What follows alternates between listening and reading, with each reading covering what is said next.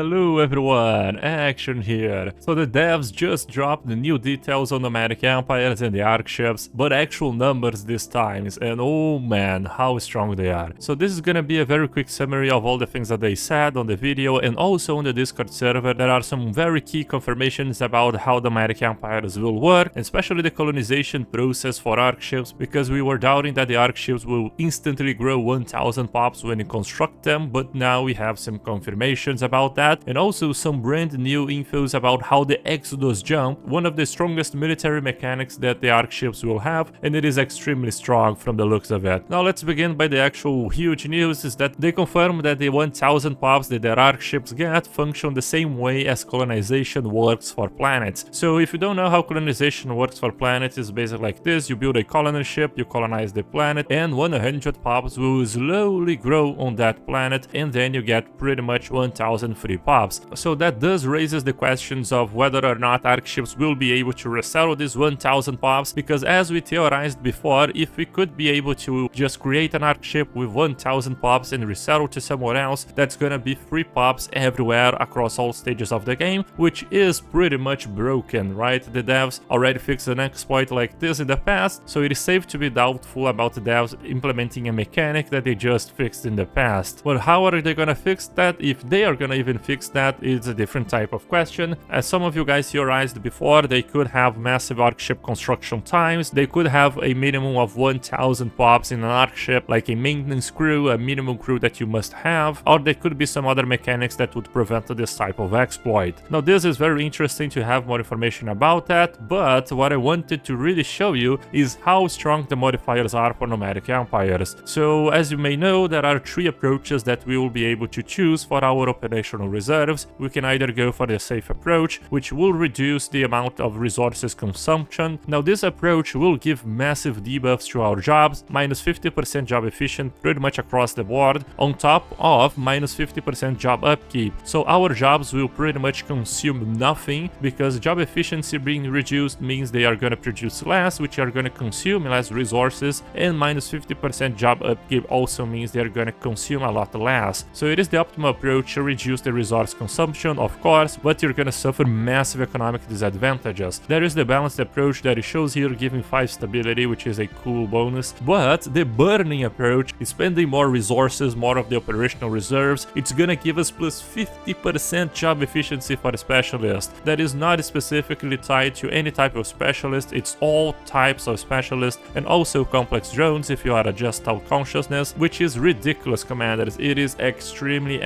strong. It is comparable in a level to Ascensions, and we do not know for sure if it actually increases the amount of resources we consume. It could be just the job efficiency itself working, because as we get more job efficiency, our population will produce more and they will consume more as well, which would as a result consume more of our operational reserves, or that could increase a base consumption to a higher level, making our operational reserves drop even faster. Now there is also another thing regarding the operational reserves that we got numbers on, is in the amount of stockpile that we have. So we can have 3 situations: low stockpile, normal stockpile, and high stockpiles. Being low on operational reserves will result in massive military disadvantages. It is terrible, you do not want to get into that level. Being the medium operational reserves will give you 5 stability, which is a good bonus nonetheless, but being high on operational reserves mean you're gonna get 10 stability, very nice, and plus 10% research speed. Now plus 10% research speed is already equivalent to technological ascendancy, and 10 stability is another good thing, because stability nowadays is very hard to acquire, and 10 stability translates to more resources from jobs as well. So if you pair plus 50% specialist job output and plus 10% research speed and 10 stability, those numbers are on top of your regular builds, because as we saw before, Nomadic Empires, they are a toggle, so you can be a Nomadic Empire with a huge combination of civics, traits, and etc., which opens up a plethora of new builds. One of the things that I'm most curious about is whether or not we'll be able to pick worker cooperative for this, because if we can, this might be one of the strongest combos in the game. If you don't know how worker cooperative functions, is that it turns your trade value into basic resources, energy, minerals, and food. So if you have a large amount of trade, you would be getting a lot of energy and minerals, which in the case of Nomadic Empires, that will translate to operational reserves. So you could have a build focused on trade, you could produce tons and tons of operational reserves, which you could then buff your traders, which are a specialist, by plus 50%, and you could comfortably sit at high operational reserves, getting plus 10 stability and 10% research speed. On top of that, if you are not going for worker cooperative or a megacorp build, you can always rely on vassals. So you could vassalize a galaxy, make a ton of tributaries, and make them pay a lot of energy and minerals for you. Now, this is all talking about the economic side. Let's move on into the military, because you also have some huge news regarding that aspect. One of the things I want to show you is that the devs confirmed that a tier 3 Arkships will have 30 districts. Yes, you heard that right, 30 districts. In our previous video I talked about if we had 20 districts, that would mean plus 100% ship weapons damage, but with 30 districts that could equal to 150% weapons damage for energy, kinetics, or missiles even. That's extremely strong, by the way. Of course, the amount of guns that the Arkships will have is still on the table, so you could get 150% weapons damage, but the ship itself could be weak. However, we saw that a tier 1 Arkship is comparable to a cruiser in terms of fleet power, so perhaps a tier 3 Arkship will be comparable to a Titan or a Juggernaut, but anyways, having that amount of flexibility and these amounts of modifiers stacking on top of your ships is going to be extremely busted. On top of that, this does mean that Arkships will have a huge amount of jobs, because the devs also gave us a little bit of information about the districts, and you can see that the industrial trade quarter here, which is one of the specializations for the habitation decks, it is providing 180 jobs, whereas in a regular planet that would be providing only 90 jobs. So Arkships not only will have 30 districts, but they will also get double the amount of jobs that a regular planet does. The first tier of Arkship, as you can see, the capital Arkship on the early game, it has a size of 9, which means it's not gonna be something like a size 10 for tier 1, 20 tier 2 and 30 tier 3, it's gonna be something else different. We also get confirmation that we're gonna be able to build habitation modules, which opens up the idea that the orbital rings buildings that we have that buffs alloys, buffs energy credits and etc, they will be built on modules, and we're not gonna build just like a massive orbital ring across all the Arkship and get all the modifiers from it. We're most likely gonna need to build each specific building to buff each specific type of job. Now, this is about the districts and the military capabilities, but there is also something that I wanted to show you guys, which is the Exodus jump. We got a little bit of a preview in the Nomads trailer that the Arkship performed an action which could be the Exodus jump, and it blew up a lot of ships there. Now, the devs confirmed that the Exodus jump will cause damage to all ships in the system that you jump from and at the system that you arrive, and it's gonna do damage to both allies and enemies, and also it will cause devastation on all of the colonies in that system. How much devastation and how much damage it will cause, we don't have that information yet, but I don't expect that it will deal massive amounts of damage, otherwise that would be way too OP, right? You could just jump your Arkship in the system, instantly blow up all of the enemy fleet, and just move on to invade the planet, because you also have confirmation that the Arkships will be able to build assault armies, which means that they can invade planets. The devs showed us multiple tabs, and not a single one of them presented defensive armies, which indicates that Arkships cannot be boarded by armies in the conventional sense, and thus all the armies that we build from the Arkships, they're gonna serve a purpose, and that purpose can only be to invade planets. Otherwise we wouldn't have assault armies, right? We wouldn't need them. So we could use our Exodus jump to arrive at a system, cause damage to enemy ships and devastations to their planets. Devastation will reduce the effectiveness of their armies because it deals damage to armies. It could even blow up some of their structures on the planets, reducing the amount of defensive armies, or even destroying key structures like a planetary shield generator. Now, this also raises one question: can we stack Exodus jump? Like, can we send in 3 Arkships simultaneously and all 3 of them will cause the Exodus jump damage in the same system? If that's the case and we make all the Arkships arrive at the same time, will each Arkship do damage to each other, or will they be exempt from the damage of other Arkships? That's a very good question. But anyway, commanders, that's gonna be it for this quick review of the latest news regarding the Nomads DLC. All of this information, of course, is available to the public. I will be leaving the Stellaris official video on the link in the description, and some of the information I took directly from the Stellaris official Discord server, which I'll also be leaving here in the description. Let me know what you guys think about this news here in the comments. We can discuss the balance implications of all this new information, and if this video helped you out understanding a little bit of how nomadic empires work, don't forget to leave that like button because it also helps me out a lot. And as always, commanders, I'll see you guys guys next time.